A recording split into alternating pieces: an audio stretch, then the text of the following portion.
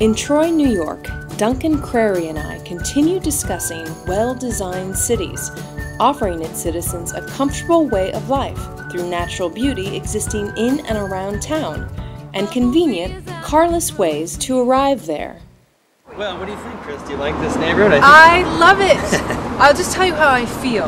I feel magically transported somewhere. I'm not sure where, but I feel like it's all my favorite cities and all my favorite foreign cities kind of rolled into one with a common, I was going to say garden. It could be a garden someday, but a common park and, you know, all the houses facing it. And it's so relaxed here, but yet we just saw a bunch of buses go by. Oh, yeah. So you're able to get the bus and you know, transport yourself. There's nothing different from this than like a homeowners association in the suburbs that has a common golf course or a pool house. Right. It's just a shared amenity by the neighbors.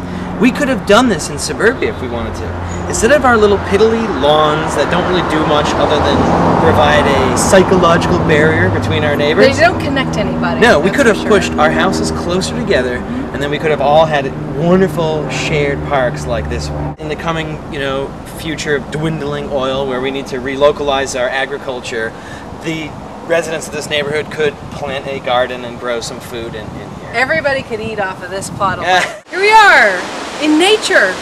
We're in nature, but we are in downtown Troy. I mean, this is right in the heart of the city. A lot of opportunities for hydropower here in the Northeast, and we're underutilizing them.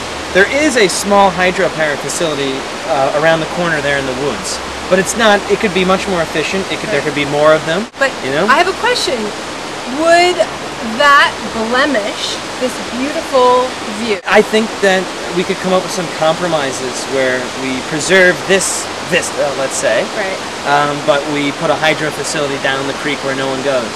Yeah. And we power our electric streetcars, which they used to have, you know, before we threw them all away for cars. When you don't gobble up the landscape with cul-de-sacs and strip malls, there is actually a country right outside of the town, and this is one of the towns in America that you can walk outside and there's still farm fields in the mountains. Tell me about the dense urban core. Yeah.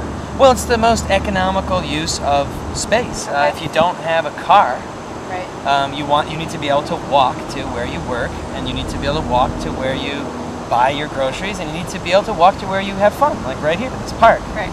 And this is a great place to catch the sunset. New York City might have some problems in the new energy future. We don't know for sure, but it might get kind of tough to live down in New York City to power those big high-rises. I think we should think about where we live. Right. Ask ourselves questions. So do you think this city where you live is better equipped for the future? I'm gambling that it will be, yeah. But I would love to see the city own a farm, employ some people who need jobs, because I think there's a lot of people in Troy who need jobs, and then maybe in the future there are going to be more people who need jobs, like maybe even me, actually. And then I'd love to bring that produce down to the school and feed the kids. Went without a car for about a year. I miss being able to go out into nature. You know what I mean? To go to the nature areas. But I have realized we're standing a block from my house, and we're now going to take the bus, and it's going to bring us to a wonderful natural area, all without driving a car.